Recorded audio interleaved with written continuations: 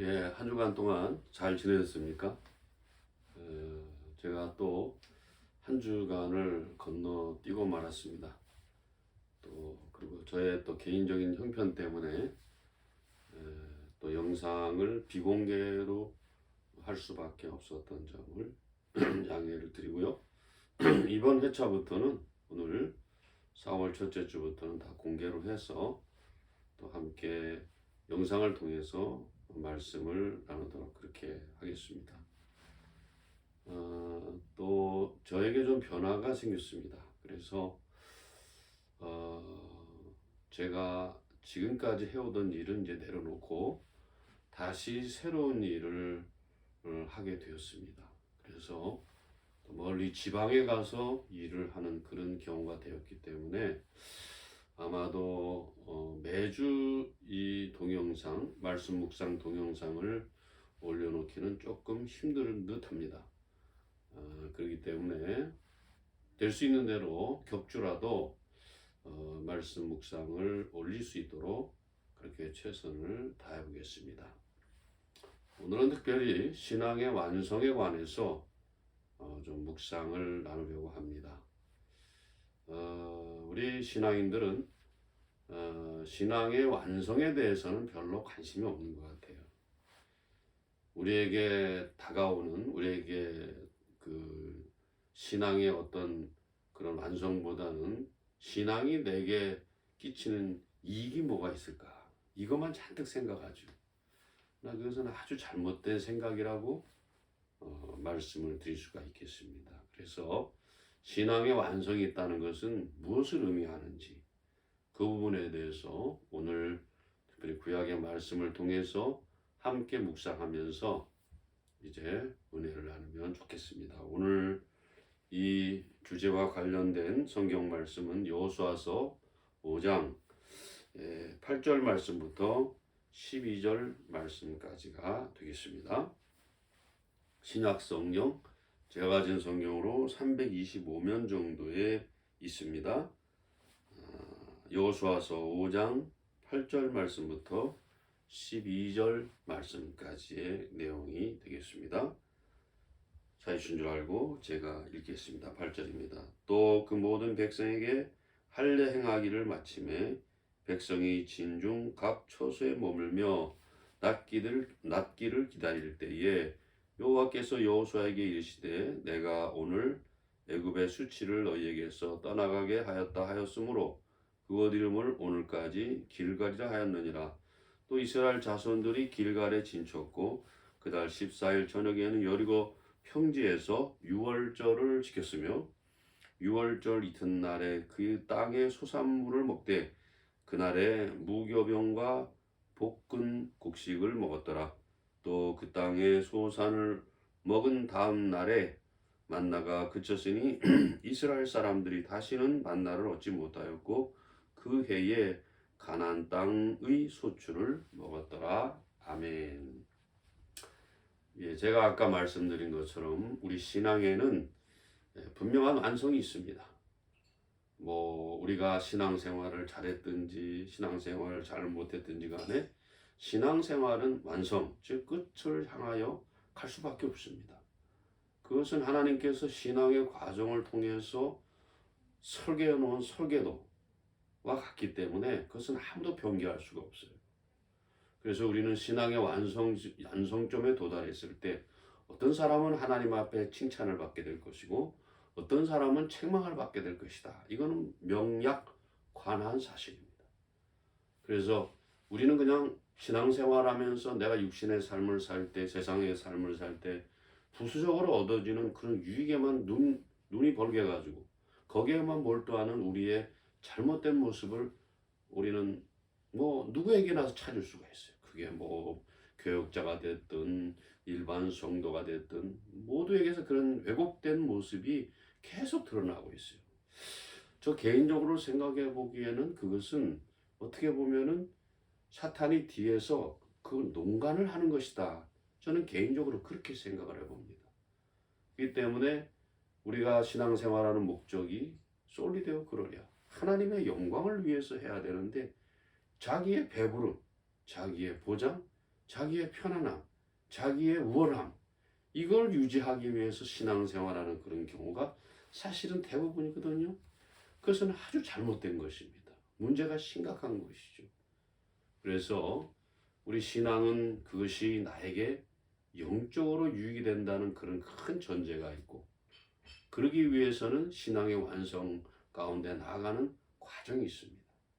그 과정들 속에서 우리가 다시 거기서 변화되고 새로워지면서 점점 이제 그 어떤 그 신앙의 성화의 단계를 거쳐서 완성으로 나갈 수 있는 것이죠.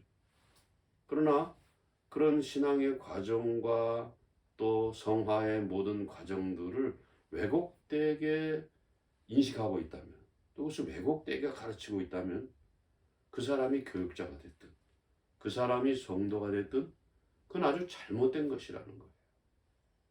그것은 인간이 책임질 수 없어요. 얼마나 안타까운 일입니까? 신앙생활은 열심히 했는데 맨 마지막에 가서 하나님께서 네가 한 신앙의 행위들에 관해서, 너의 신앙의 과정들에 관해서 내가 인정하지 못하겠다, 이렇게 말씀하신다면 이것은 얼마나 안타까운 일입니까? 그렇기 때문에 우리는 신앙의 완성, 신앙의 끝이 있음을 알고 신앙의 그 완성을 향해서 오늘도 부지런히 함께 달려나가야 됩니다. 그래서 신앙은 형식만 가지고서는 완성과 끝에 도달할 수 없어요. 신앙에는 항상 내용이 있어야 됩니다. 내용이 있어야 되는 거예요. 그래서 형식과 내용을 같이 가져가는 거예요. 리터레처와 어떤 라이프가 함께 있어야 돼요. 그 어떤 의식과 어떤 삶이 함께 어우러질 때 그 사람은 진짜 하나님의 백성으로서 제대로 된 신앙생활, 온전한 신앙생활을 하고 있다, 이렇게 봤을 때 틀림이 없을 것입니다. 여러분 어떻습니까? 우리의 신앙생활이 조금 전에 제가 말씀드린 것처럼 완성을 향해서 가고 있는가 말이죠. 아니면은 신앙의 완성은 다 망각한 채, 신앙의 끝은 망각한 채, 신앙의 열매는 망각한 채, 내가 원하는 목적을 추구하기 위해서 혹시 신앙생활을 하고 있지는 않는가? 이걸 돌아봐야 되는 것이죠. 내 뜻대로 되는 것이 신앙생활이 아닙니다. 우리의 인생이 내 계획대로, 내 포부대로, 내 야망대로, 내 야심대로 됐다, 이거는 신앙생활 잘못한 거예요. 자기가 그런 수단이 좋아서 자기의 신앙의 어떤 근본을, 신앙의 목적을, 신앙의 완성을 자기의 야망을 채우는 것으로 그렇게 우리가 끌고 간다면 그것은 너무나도 잘못된 것이고, 성도 개개인의 그것은 영적으로 큰 불행이다, 이렇게밖에 볼 수 없어요. 오늘날 수많은 교인들이, 수많은 목회자들이 그러한 잘못된 방향으로 나오고 있지 않습니까? 하나님께서 나중에 우리를 어떻게 평가하실까? 자, 여러분, 신앙을 왜곡되게 가르치는 사람들, 또 왜곡된 신앙들을 가진 사람들, 그 사람들에게 하나님이 그들의 안중에 있는가 모르겠습니다. 정말 하나님께서 우리에게 주시고자 하는 것들, 신앙의 삶의 어떤 온전함 아니겠습니까?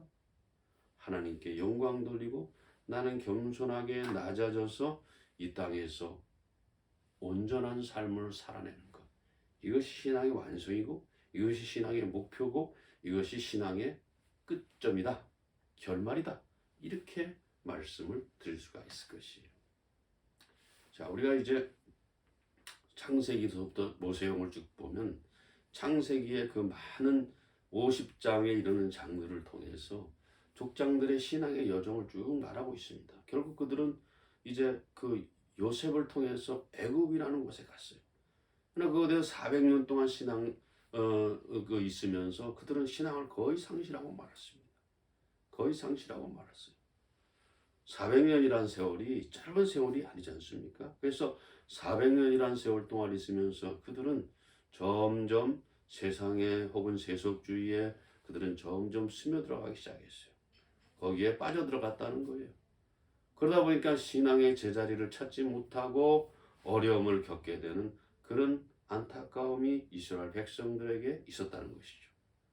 그래서 하나님께서는 이스라엘 백성들을 모세를 통해서 출애굽을 시키는 것입니다. 출애굽을 시키는 거예요. 왜?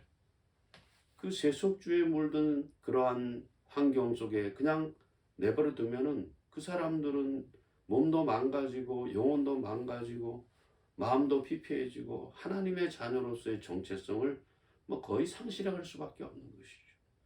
그래서 하나님께서는 위대한 지도자인 모세를 세워서 그들이 출애굽하게끔. 근데 그 출애굽하는 것으로 끝나지 않았어요. 여러분 아시는 것처럼 광야 생활 40년을 했습니다. 그뿐만 아닙니다.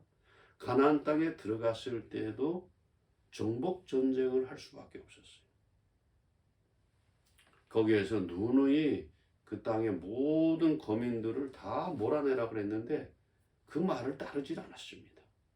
그 말을 따르지 않고 참으로 그들은 자기가 하고 싶은 대로 자기들의 소견에 오른 대로 그렇게 신앙생활했기 때문에 우리가 다 알고 있고 보고 있습니다만 그들의 신앙의 결과가 좋지는 않았다는 것이죠. 그런 이런 일련의 과정들이 성경 말씀을 통해서 우리에게 던지는 의미가 뭐겠습니까? 신앙생활을 할 때는 분명히 과정이 있어야 된다. 하나님의 훈련 과정, 하나님의 연단 과정, 하나님께서 우리를 추스려내는 그런 과정이 분명히 있어야 된다. 자, 여러분 우리가 다 세상에 살면서 세상의 모든 그런 어떤 육체의 정욕과 또 이생의 자랑과 안목의 정욕 이런 것들에 다 찌들어서 우리는 점점 그런 것에 매몰될 수밖에 없잖아요. 하나님께서는 당신의 백성이 그런데 매몰되어 사는 것을 절대로 용납하지 않으십니다. 어떻게 하든지 어떤 모양을 통해서라도 거기서 그 사람들을 끌어내 가지고 하나님의 사람으로 바로 설 수 있도록 그렇게 만들어 가시는 거예요. 그래서 여러분과 저는 자기 삶을 잘 보면서 내가 만들어져 가고 있나? 내가 빚어져 가고 있나? 내가 형성되어져 가고 있나? 하는 것들을 스스로 좀 검증해 봐야 되겠어요. 셀프 슈퍼바이저가 돼가지고 내 자신을 자꾸 돌아보는 일들이 중요해요. 우리는 세상에 살다 보면은 세상 것에 매몰되어 육체의 소욕에 매몰되어서 자기 자신을 돌아보지 않습니다.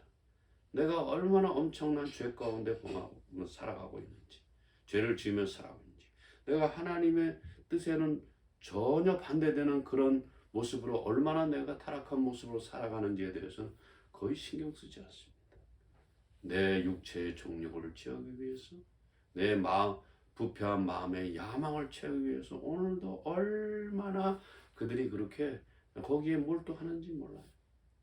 이런 과정을 통해서는 우리는 절대로 신앙의 완성, 신앙의 결말, 신앙의 클라이맥스에 우리가 이룰 수 없습니다. 컨클루전에 이룰 수 없다는 말입니다.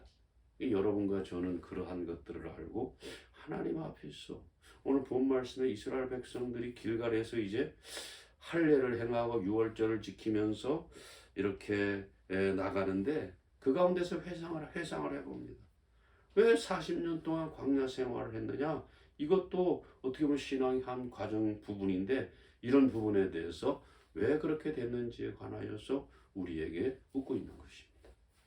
그래서 오늘 우리가 하나하나 설명을 해보면서 이 주님께서 이스라엘 백성들이 애굽의 400년의 생활을 청산할 수 있도록 인도하시는데 그 부름에 합당한 삶을 살지 않냐고 내 쪼대로 살고 내 정욕대로 살고 내 육체의 소욕대로 사는 이런 모습으로 살면은 아무리 교회 100년 다니면 뭐합니까? 아무리 교회 의식에 충실하면 뭐합니까? 아무리 그 교회 문화에 익숙하면 뭐합니까? 아무 의미가 없는 것이에요. 왜 우리가 그런 생활을 해야 돼요? 왜 우리가 그런 생활하는 사람들의 그런 리드를 받아야 됩니까? 그건 아주 잘못된 것이거든요. 문제가 심각한 것이죠. 그렇기 때문에 오늘 우리는 하나님 앞에서 하나님 내가 제대로 된 신앙의 과정을 걸어갈 수 있도록 나를 붙잡아 주시옵소서. 우리가 그렇게 하나님 앞에 기도하면서 또 하나님 앞에 최선을 다해서 내 자신을 드리면서 그렇게 나가야 될 줄로 믿습니다. 자, 이제 그렇기 때문에 신앙은 이 완성을 향해서 나가는데 과정적이에요. 과정적이다. 기본적으로 뭐가 필요하냐? 기다림이 필요하고 인내가 필요한 것입니다. 왜? 신앙생활이라는 것은 내 인간의 본성을 따라 살도록 내버려두지 않습니다.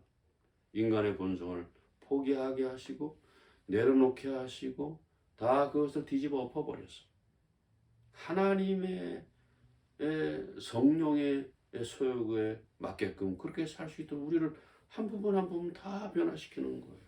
근데 우리의 여러분과 제 삶을 보면 어느 한 군데 내가 하나님 앞에 내어놓은 게 없습니다. 제대로. 네. 내 뜻대로 안 되는 것에 대해서 노심초사하고 내 야망대로 안 되는 것에 대해서 전전긍긍하고 이런 식으로 신앙생활을 하면은 그것은 하나님을 만홀히 여기는 거예요. 하나님을 무시하는 겁니다. 이런 사람들 많아요. 특별히 목회자들이 그런 사람들이 많고 일반 성도들은 뭣도 모르고 덩달아서 따라가는 거예요. 그래서 우리가 그런 삶을 살아서는 곤란하다. 이렇게 말씀드릴 수가 있습니다. 자, 그래서 이제 이스라엘 백성들이 가나안에 입성해서 길갈이라는 곳에 이르렀을 때 그들은 할례를 행했다. 오늘 본문 말씀 보면 오늘 5장에 보면은 읽지는 않았습니다만은 앞부분에 보면은 그들이 여호와께서 2절에 보니까 부싯돌로 칼을 만들어서 이 할례를 행하라고 했습니다. 그것은 어떤 남자의 어떤 그런 몸의 일부분에 표식을 내는 것인데 그거는 표식을 내는 것만으로 끝나는 것이 아닙니다. 우리는 그걸 표식을 냈다고 다 끝냈다고요. 아, 내가 할례 받은 사람이야. 나는 예수 믿는 사람이야 라고 우리는 그렇게 아주 껐덕거리고 자랑을 하지만 그 의미를 우리가 알아야 되는 것이죠. 무슨 말입니까? 내가 할례를 행하는 것은 하나님의 말씀에 순종하는 백성으로 살겠다라고 다짐하는 것이죠. 그런데 여러분 잘 아시는 것처럼 다짐으로만 끝나면 어떻게 합니까? 안 되는 거 아니겠습니까? 다짐으로 끝나면 그런 다짐 100번 하면 뭐합니까? 우리가 그렇게 하나님의 말씀에 순종하기로 작정을 했다면 그 상황이 어떻든 그 조건이 어떻든 그 환경이 어떻든 우리는 그 말씀을 따라 순종하며 나아가는 그런 모습이 우리에게 진정으로 부여되는데 이것이 육체의 할례뿐만 아니고 뭐라 그랬습니까? 바울 사도가 말하는 것도 마음의 할례를 받는 것이죠. 마음의 할례를 받는 일이 너무나도 여러분과 저에게 중요하다는 사실입니다. 우리가 그 사실을 놓쳐서는 안 됩니다. 마음의 할례를 받는 것이에요. 마음의 할례가 뭡니까? 하나님의 말씀을 끝까지 붙들고 그 말씀을 내 삶에 투영해서 내 삶을 말씀으로까지 끌어올려야 되는 것입니다. 끌어올려서 그래서 변화된 모습으로 하루하루 또 점진적으로 점차적으로 그렇게 변화되어 나가는 것이 우리가 마음의 할례를 받는 것이다. 이렇게 볼 수 있어요. 그래서 여러분 우리가 아는 것처럼 제가 자주 강조해 말씀드립니다만 우리가 신앙생활에 무시하는 것이 있는데 그것이 바로 제가 자주 말씀드린 것처럼 뭡니까? 말씀을 무시하는 거예요. 내 삶에서 신앙 따로 내 삶 따로 그렇게 되는 거예요. 말씀 따로 내 삶 따로 이건 안 되는 것이죠. 여러분 하나님의 말씀은 또 하나님 자신은 사랑이라고 그랬습니다. 사랑이라는 것은 그냥 무조건 잘했다 무조건 칭찬해주고 무조건 아껴주는 것이 아니에요. 신앙생활이라는 것은 항상 착한 것도 있지만 항상 옳은 것이 있어야 돼요. 선한 것이 착한 것 아니겠어요? 그러나 그 선한 것만 가지고서는 안 되고 또 옳은 것도 함께 해야 됩니다.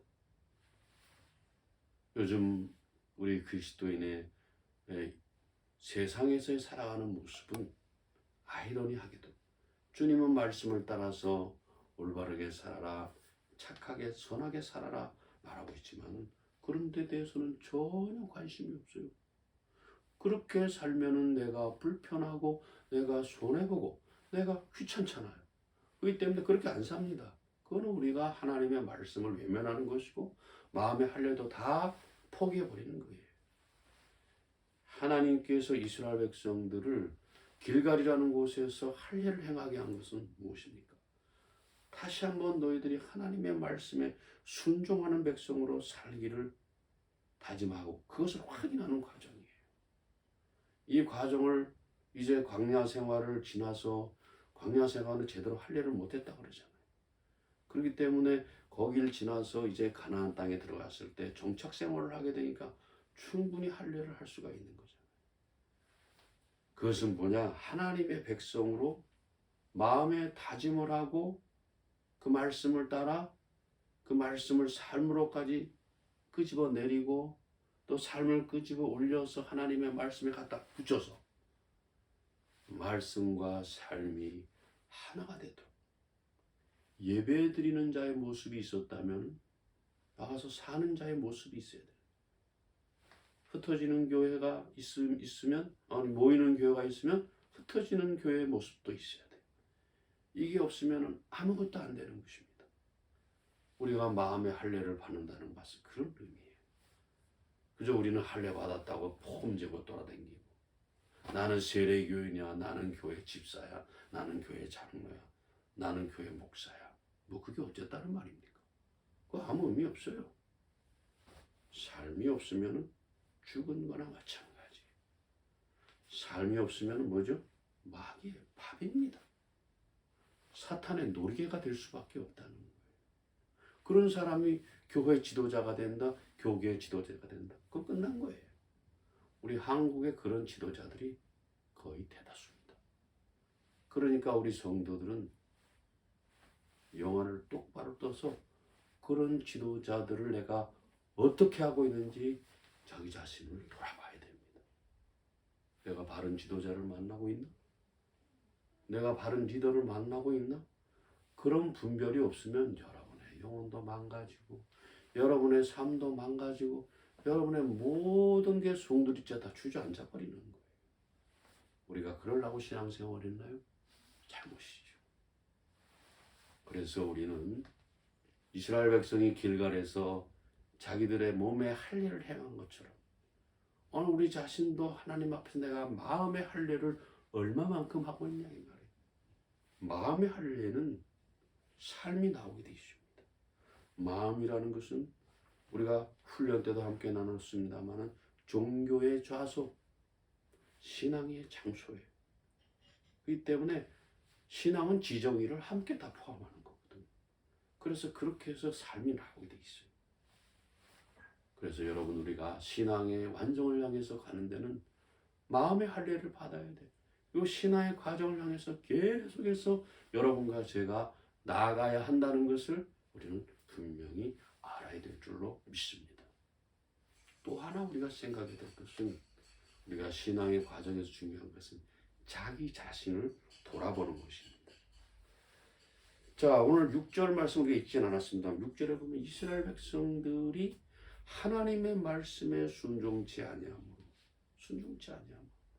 그들이 광야에서 뭐 그게 빨리 가면 2주나 한 주에도 갈 수 있는 길이라면서요. 그런데 그걸 40년을 헤맸다. 왜 그랬을까? 하나님의 말씀에 온전히 순종하지 않았기 때문에 그렇습니다. 하나님의 말씀에 온전히 순종해야 되는데 순종하지 않았어요.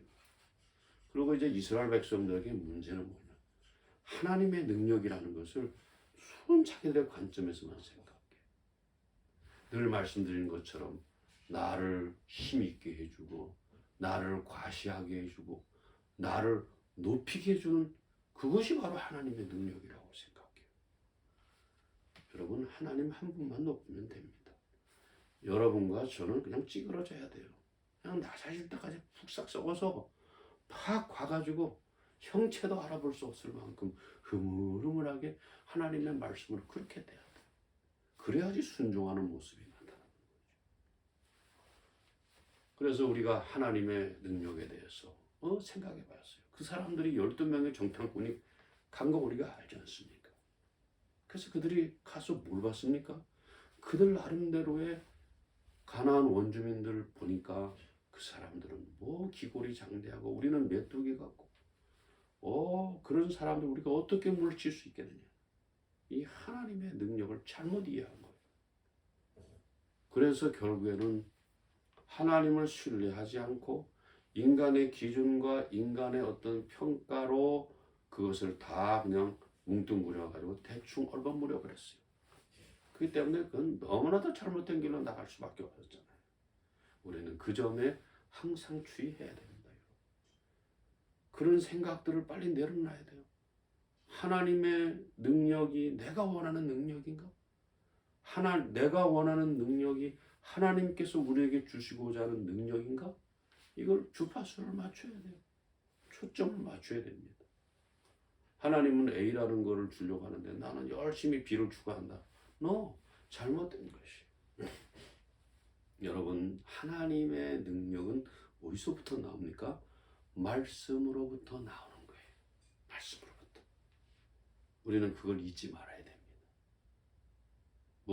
자주 제가 말씀드린 것처럼 우리의 인간의 기준에서 큰 거, 많은 거, 높은 거, 이것을 능력의 기준으로 삼게 되면 그냥 낮아질 수밖에 없어요. 왜냐? 예수님이 능력이라고 말하는 것은 뭐라 그랬습니까? 십자가의 능력밖에 없다고 그랬어요, 여러분. 십자가밖에는 내가 너에게 보여줄 것이 없었다. 그렇게 말하고 있죠. 십자가의 능력, 십자가의 십자가의 능력은 섬김과 희생과 나눔이죠. 이게 능력인데 우리가 생각하는 것은 그냥 내가 원하는 그 기준과 내가 원하는 잣대를 가지고 이게 기준이라고 지가 열심히 합리화해서 나가기 때문에 진짜 하나님의 능력은 한 번도 힘입어 보지 못합니다. 내가 아등바등해서 내가 준비해서 내가 그것을 만들어서 한번 능력 행사해보니 그건 하나님의 능력이 아니잖아. 지가 만든 능력이지. 때로 그렇게 만들거든. 하나님께서는 인간에게도 그런 어떤 일반 은총을 주셔서 어느 정도 그걸 확대할 수 있어. 오늘날 물질 문명, 문화 문명이 다 그런 거 아니겠어요? 예.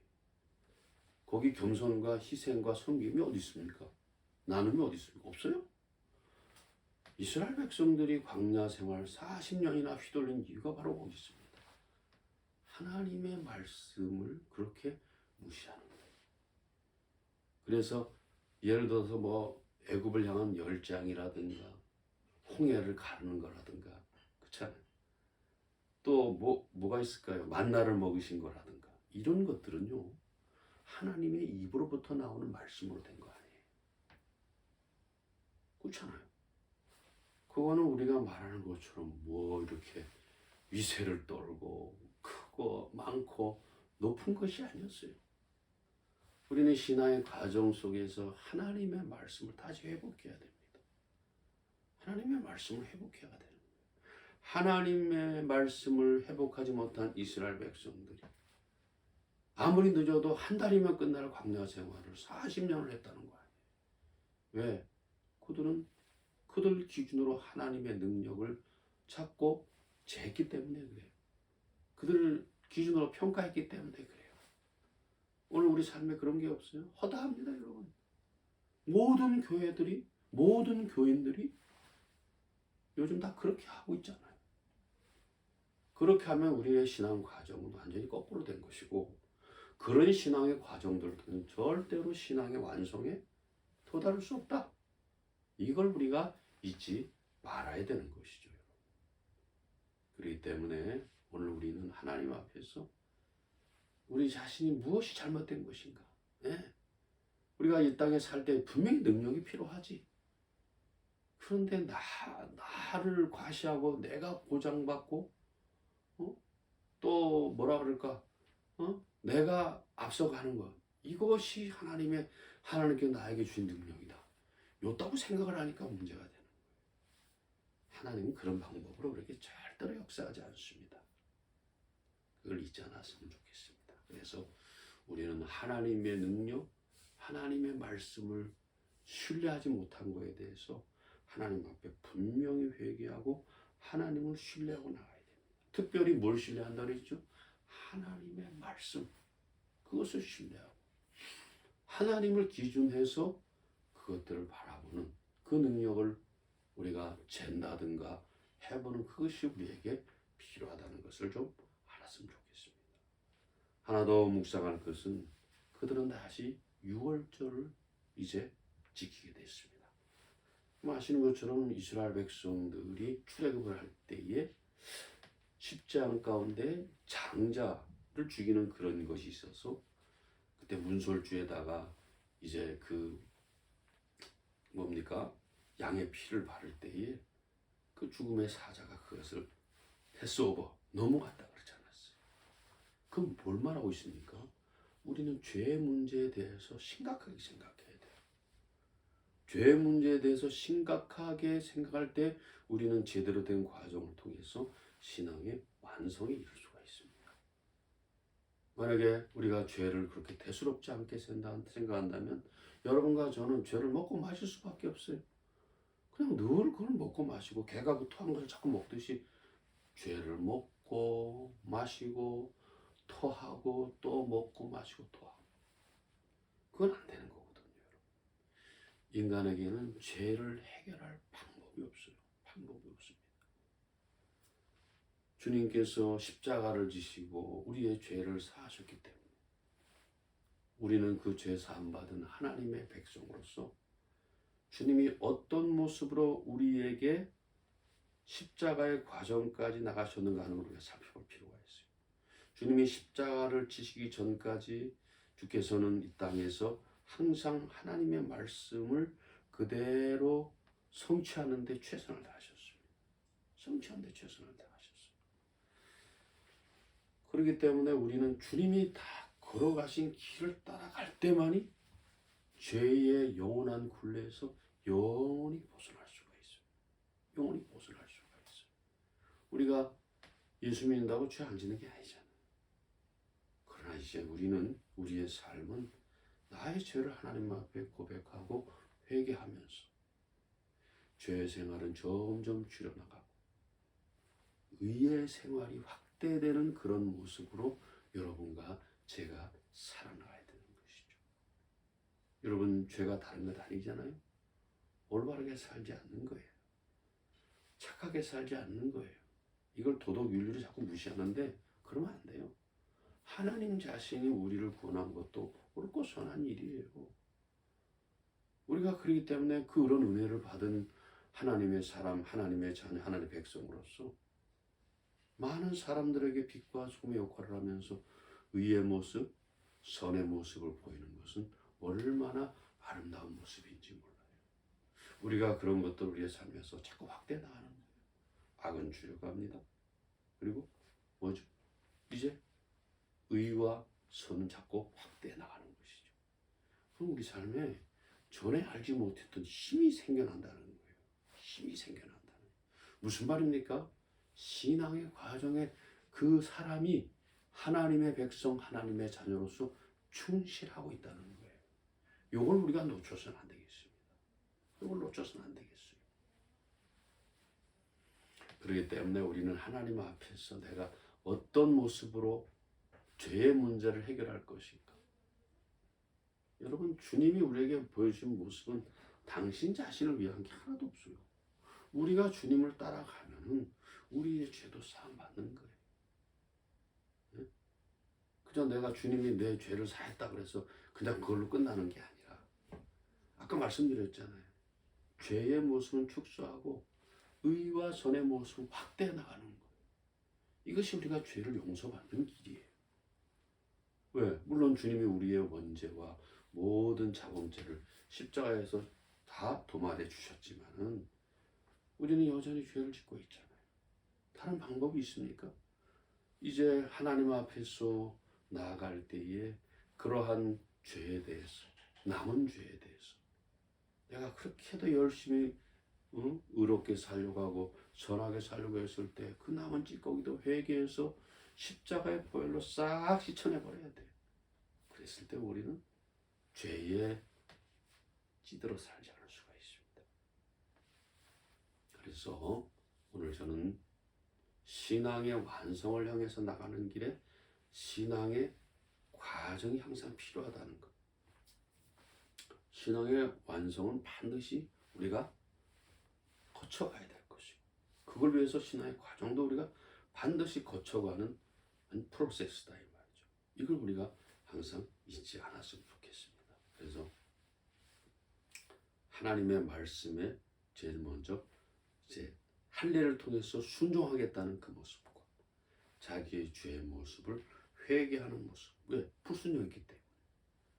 그리고 유월절을 통해서 자기 자신이 하나님 앞에 죄 문제를 어떻게 해결할 것인가 하는 것들을 생각하는 그런 과정들을 통해서 우리는 점차적으로 점진적으로 신앙의 완성의 과정으로 나갈 수 있다는 것이죠. 오늘 이 말씀을 마음속에 기억하시고 주님 감사합니다. 나는 이제 신앙의 과정들을 통해서 신앙의 완성, 주님이 정해놓은 그리스도가 정해놓은 표대를 향하여서 나는 나아가고 싶다. 이런 마음으로 마음의 할례를 행하시고 또 두 번째 생각해 본 것, 우리가 무엇 때문에 망했는가? 하나님의 말씀에 불순종했기 때문에 망했고 죄의 문제를 제대로 청산하지 못했기 때문에 망했는데 제가 세 가지 것 다 말씀을 드렸습니다. 이번 한 주간도 하나님의 은혜 가운데 그렇게 잘 지낼 수 있기를, 그래서 항상 신앙의 과정도 바르게 신앙의 완성도 정확하게 도착하는 그런 저와 여러분 될 수 있기를 주님의 이름으로 부탁을 드립니다. 감사합니다. 평안하십시오.